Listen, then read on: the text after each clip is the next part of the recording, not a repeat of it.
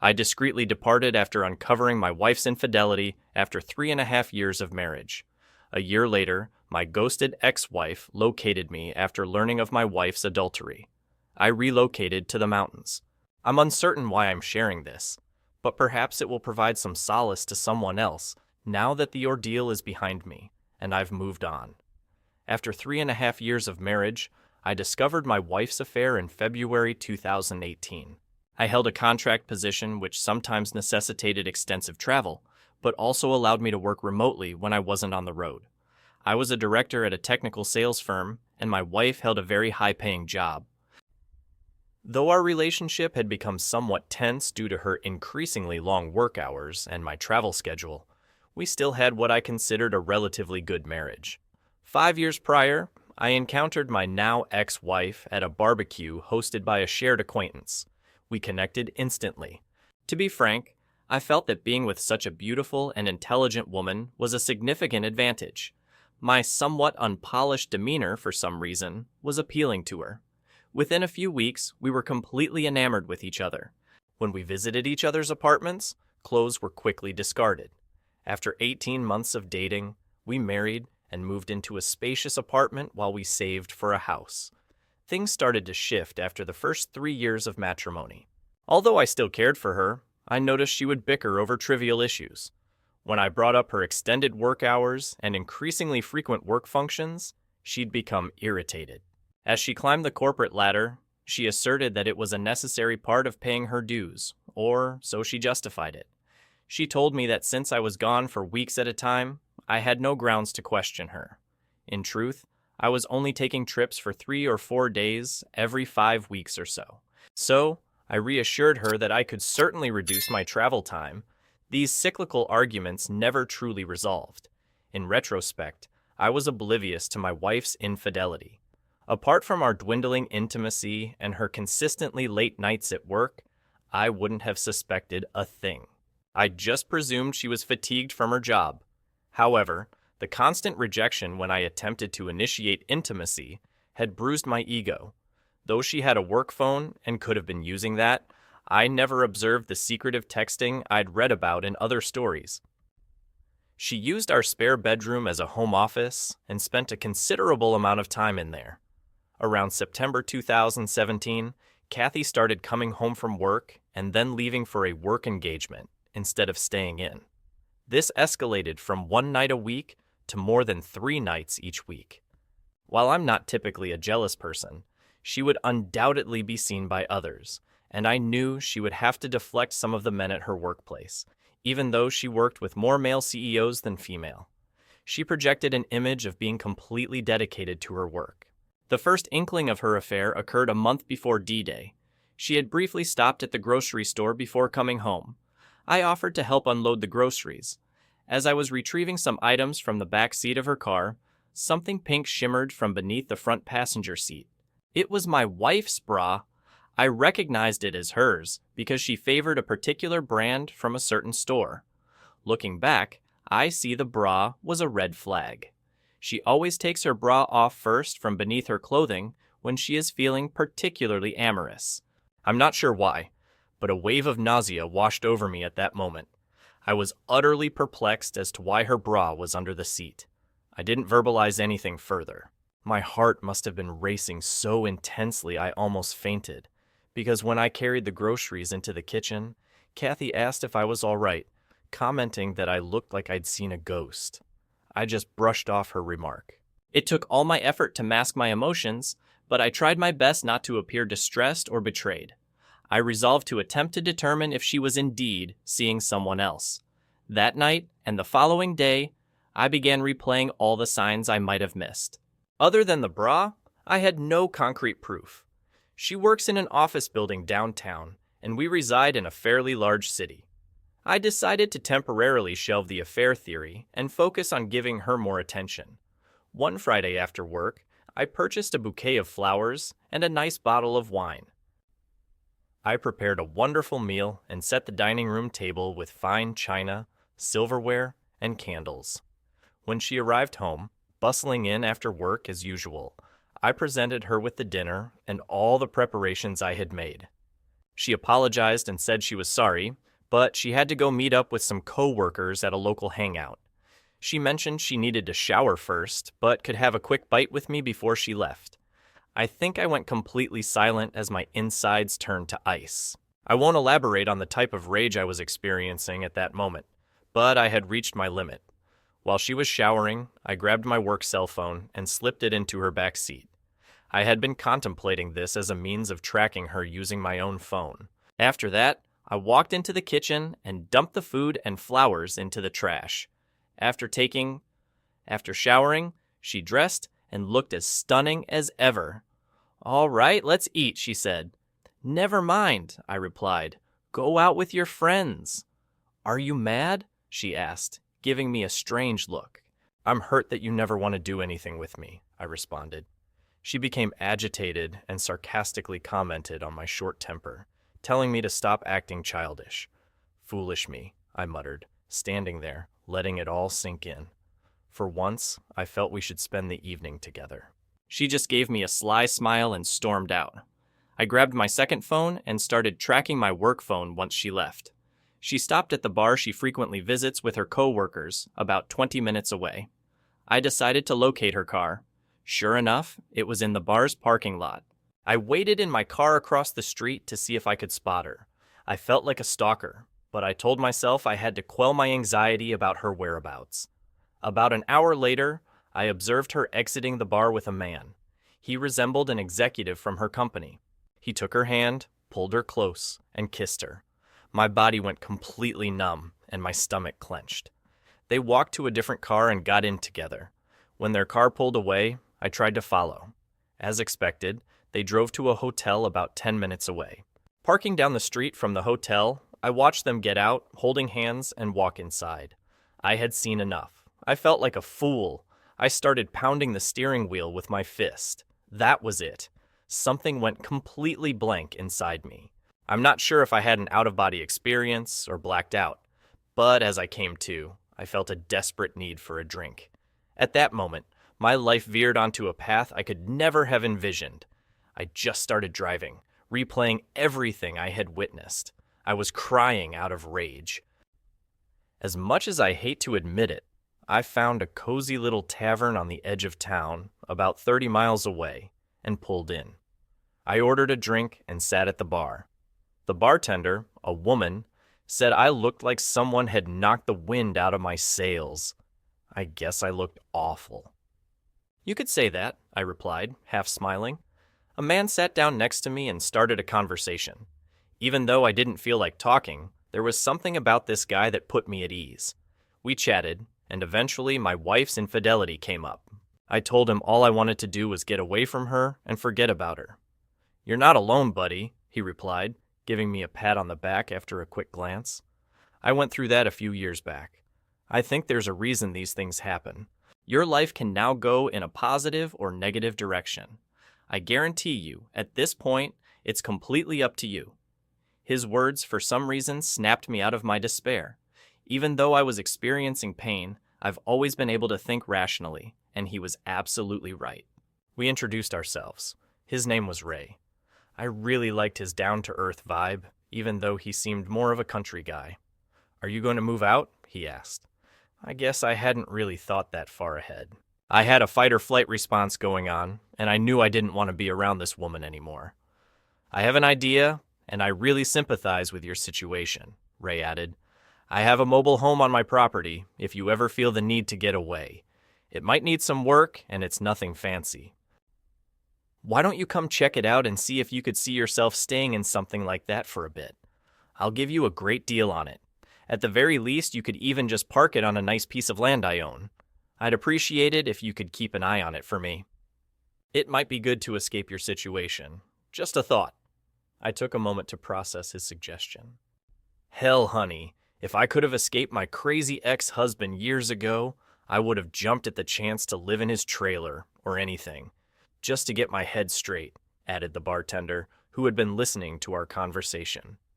Maybe this was exactly what I needed. I felt like I'd stepped into the Twilight Zone. "Yeah, I'll think about it and maybe come check it out," I said to Ray.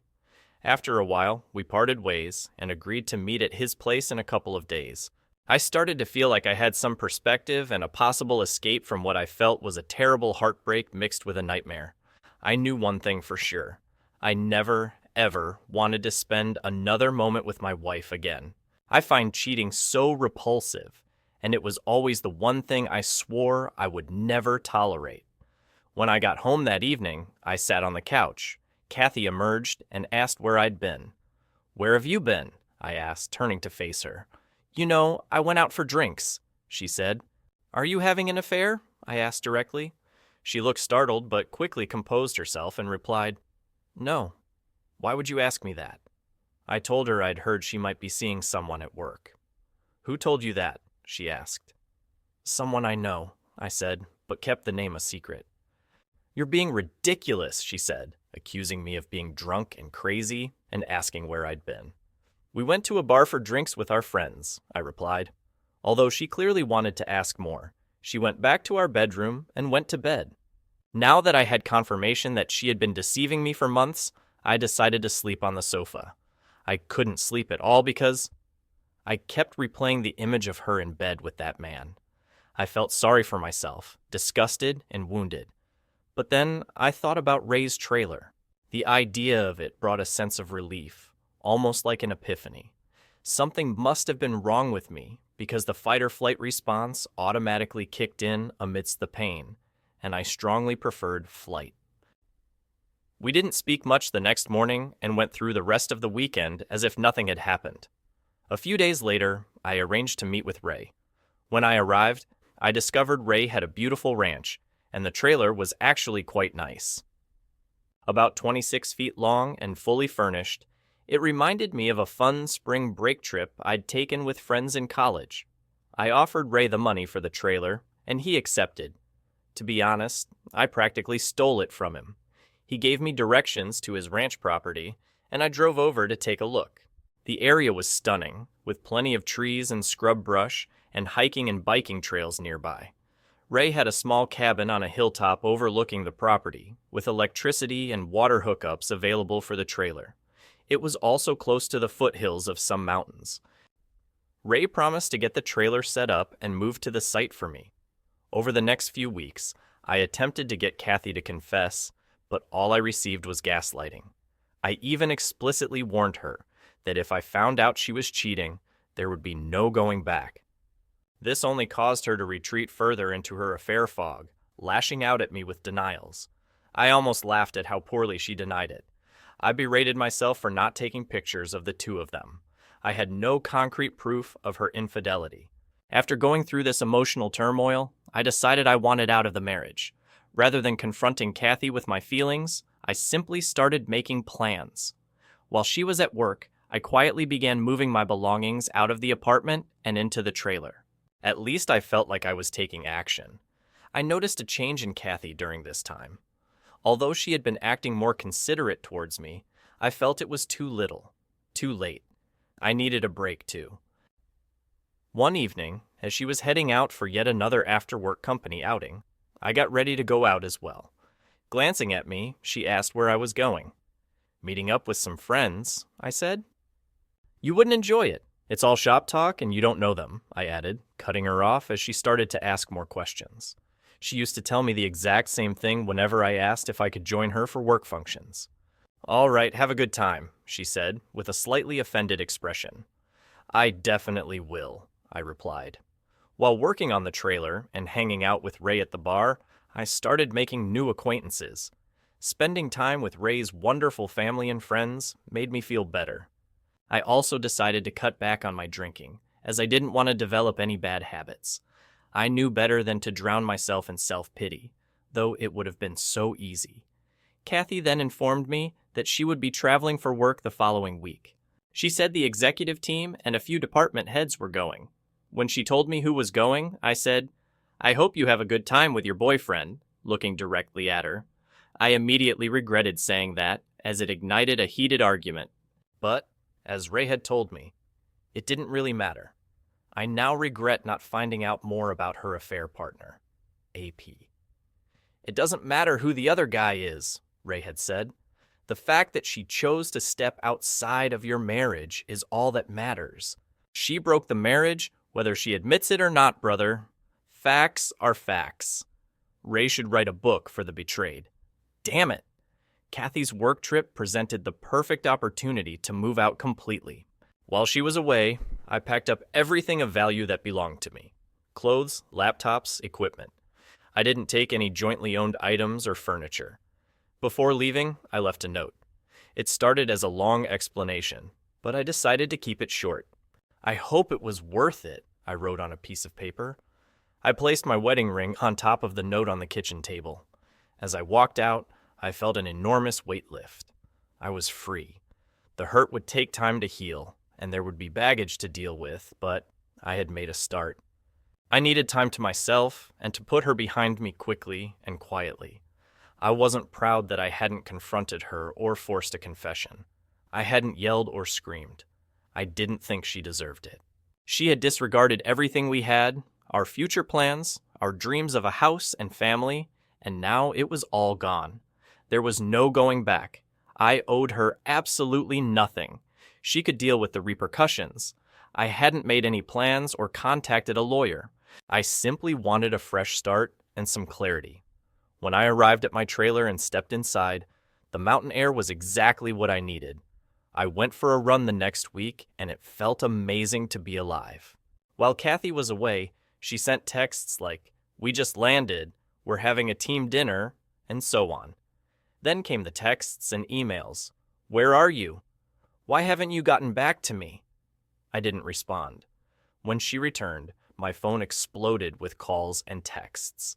She kept trying to contact me, but I ignored her. Her mother also tried calling after the first day, but I didn't answer. She didn't try contacting my father, as we're not close, and he's my only remaining family member. Her messages became increasingly, after a week of being ignored, her messages became increasingly frantic. "What is this?" was one text. "We need to talk. I'm not sure what you think you know, but nothing is going on. There is no affair." Finally, after a week of no response from me, she texted, "I'm sorry things got out of hand. It wasn't anything serious. I was involved with someone at work. You were gone a lot and I was preoccupied with my job. I just made a mistake. I was going to end it." A mistake? I'd been waiting for this admission all along, and yet, somehow, it only made me resent her more. Why couldn't she just be honest? I had no illusions about a future with this woman. Mistakes don't last for 6 to 8 months or a year. Her pleas for me to come back and work on the marriage eventually became pathetic. I refused to respond, even after she stopped contacting me for a few weeks. I didn't want her knowing where I lived or prying into my life. I didn't want this woman contaminating my sanctuary. Then she started sending spiteful texts. "You're a coward," she wrote one day. "You refuse to talk to me. You have no respect for us. Please come home so we can talk. You're making it impossible for me to see you, Paul. Please, let's talk and fix this." Damn it. While I don't remember all of the texts, they all seemed like excuses with little genuine remorse. I let them go in one ear and out the other. After a while, I changed my mobile number. Update June 2018. I received an email from Kathy informing me that she'd hired an attorney and was filing for divorce. "Okay, sounds good," was all I said. This triggered a flurry of emails begging me to see her and so on. She wrote that if I agreed to an uncontested divorce, she would leave me alone. Once I agreed, realizing it wouldn't change anything, I was truly free. A few months after I moved out of our apartment, the divorce was finalized. I never had to see her again. She seemed to care more about that than I did. Although neither of us had any closure, I would occasionally think about her for a few months. And yes, the grief would hit me unexpectedly, like when I heard a song we used to enjoy. After a while, though, I simply stopped thinking about her. Update 2. Now that I'm officially divorced, things are going great. In fact, I met a wonderful woman who lives just down the hill from me. I was running on the trail when I helped her change a flat tire, and we hit it off. She's amazing and absolutely beautiful, despite being a few years younger than me. She calls me her mountain man and loves my lifestyle. While I'm not in a rush to commit, I'm also not giving up on women altogether. I have no plans to move out of the trailer anytime soon. I love being outdoors and have simplified my life. It's made dealing with everything easier, including the grief and my ex-wife. I know everyone handles these situations differently. I was lucky to be only 3 years into my marriage and not have kids yet. I feel I did what was best for me. You don't have to stay with someone who cheats. If you go through something similar, try not to dwell on it. Keep living your life. It gets better as you work on yourself. I wish everyone the very best in life. I've edited this about 5 times to make it readable, and I just wanted to give an update on my ex-wife situation.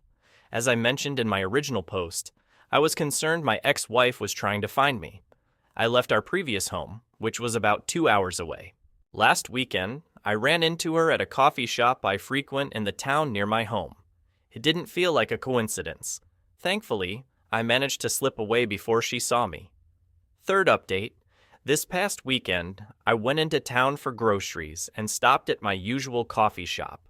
I was using their free internet to work on some paperwork for my job. Finished, I walked out of the coffee shop and headed towards my truck. I heard someone shout, "Paul!" Turning to look across the street, I saw Kathy. My ex-wife was waving at me. Armageddon had finally arrived. She rushed across the street towards me. I stood there in disbelief, almost expecting a hug. She walked up and held out her hand. I instinctively put my hands up with my palms out, stopping her in her tracks. She looked like she was in a lot of pain. "I've been looking for you, Paul," she said. "I've wanted to see you since I heard you moved here. Can we talk?" Man, I felt like a trapped animal. "Yes, All right, let's find a table or something, and we can talk for a minute," I finally relented. When she asked if we could go to my place, I firmly refused. She followed me down the street to a bench outside a small store. She started by commenting on how much I'd changed and how much she liked my new look. The beard and my improved physique. Wearing a tank top, small white shorts, and her hair in a ponytail, just like I used to love, she gushed about how much my body had changed. She was really laying on the charm. I had my guard up. She was definitely trying to turn on the sex appeal. I needed to stay composed so I could see where this was going. She started by apologizing for the affair. She claimed that karma had hit her hard after I left. When her affair became known at her company, the situation became so uncomfortable that she eventually resigned. Her AP, who was engaged at the time, faced repercussions and was transferred to a different.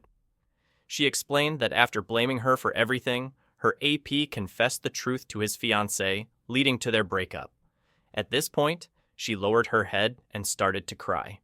I didn't say anything, just sat there and looked around. She straightened up and looked at me for a moment. "What do you want from me?" I asked.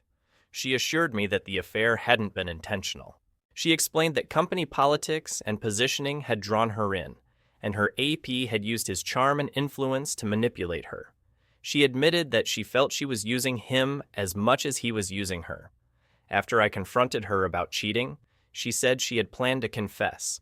The guilt had been eating at her, so she'd been drinking after work to numb the pain. She said she loathed herself. She described feeling stupid, alone, and like her heart had been ripped out after I left. She immediately ended the affair. Because I refused to talk to her or contact her, she felt she needed to find me, to see if there was any possibility of reconciliation. She wanted a fresh start. Even though we were divorced, she hoped we could try again. I just stared at her. Then I let her have it. "You have no right to come out here and undo all the damage you've caused. Do you think I'm just going to forget everything you did to destroy our marriage? Like I said before, we are done. If you cheat, there is no forgiveness. This relationship is not going to be rekindled. You killed it the moment you cheated on me. You destroyed everything we had. How stupid do you think I am? I saw you walk into a hotel with him one night. Did you know that?" I realized people were starting to notice my raised voice.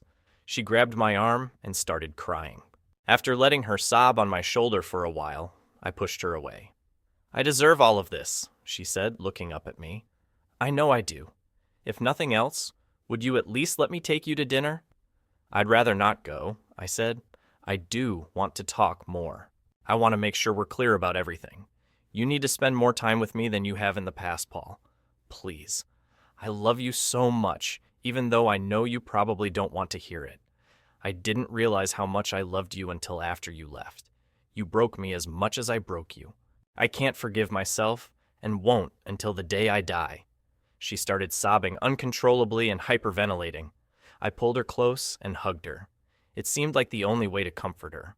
I knew then that I had broken her heart as badly as she had broken mine. Once she calmed down, we walked to a quiet spot to continue our conversation. "How did you find me?" I asked. "Did you hire a private investigator?" After a moment, she responded, "No," with a slight giggle. She explained that a few weeks earlier, she had run into Stacy and asked how things were going. Stacy hadn't mentioned seeing me, but Kathy pressed her for information. I had warned Stacy not to tell her anything, so she was hesitant, but Kathy was persistent. Stacy finally caved, but all she knew was that I lived somewhere nearby and was in town on her days off. She had started coming into town to look for me. I kinda chuckled when she said that, thinking, damn, Stacy can't keep her mouth shut. She blushed. We eventually agreed to have dinner at a charming little place with a patio. I made sure we didn't drink any alcohol. I wasn't going to give her an excuse to be nice to me or claim she was too intoxicated to drive back. We actually had a good conversation. Afterwards, I walked her to her car. She insisted she hadn't dated anyone since I left and swore vehemently that I was the only one she wanted. She pushed hard for me to stay longer. "No, it's still way too soon for me to go down that road," I told her. She pleaded with me to come back, but I didn't agree. I gave her my new email address, but nothing more. When she asked for my phone number, I said, "You'll just blow it up with texts and calls." She cried about it, but ultimately respected my decision. Before leaving, she promised to email me about coming back to town the next weekend. As she got into her car, I asked her point blank, "Would you have forgiven me if I had been the one who cheated?" After a moment of reflection, she replied, "Yes, in time, but only if we saw a marriage counselor and worked through the healing process with a lot of communication, maybe even a post-nuptial agreement." "All right, maybe I could do that in 5 or 10 years, I responded. "I'd wait if that's what it took," she replied. Then she took both of my hands, looked me in the eyes, and said, "God damn it, Paul, I will always love you, and I will do anything to prove it." That statement really caught me off guard. Even after she left, her words continued to resonate. She'd said them with such conviction. Yet, I still couldn't picture us getting back together. Even though I felt better about the encounter, I couldn't see her as a friend right now. Maybe someday, but even that was uncertain. I went home, enjoyed a long run, had some beers, and reflected on how far I'd come. Could someone please reassure me that she wouldn't disrupt the peace I'd created for myself? I knew I had the luxury of time to process it all and gain perspective, but it was all still too fresh in my mind. Last update, most likely, this will probably be my final update. When I initially posted my story on Reddit, the moderators kept removing it. To recap, I ghosted my ex-wife for over a year before she tracked me down. She wanted to reconcile and rebuild our relationship.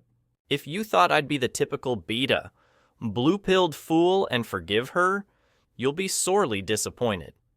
In a long email she sent last week, she expressed her love and regret for the affair. She offered to come out and spend the weekend with me again. My response? I shut her down. I told her I had no desire to reconcile. I'm perfectly content living alone, enjoying my secluded location, and keeping things simple. At 32, I'm not in any rush to change things. I have my own plan for self-improvement and have been enjoying the company of a few different women and the friends I've made. I made it crystal clear in my email reply that I had no intention of getting back together and refused to give her my phone number. I don't know or trust you anymore. You made your bed, now lie in it. I wish you all the best, and maybe we can be friends sometime in the future, but not now. Her response to my evasion was quite revealing. She admitted that she had accepted a job offer in another state. Her real intention had been for me to move with her, assuming my remote work would make relocation easy. She had hoped we could have a fresh start somewhere new. Because she was running out of time before her move, she wanted to visit me in person to try and convince me. Luckily for me, her time ran out. I had a week of business travel scheduled. I'm relieved that I won't have her in my life anymore. She'll soon realize her time with me is over. I expect I'll get a few more emails, though. She'll have to find someone else, and maybe she'll cheat on them too. To anyone reading this, live your life to the fullest. Let go of the past and empower yourself to move forward. Good luck to you all. Thanks for watching. If you haven't subscribed yet, please do so and hit the notification bell to stay updated with more shocking real-life stories happening around you.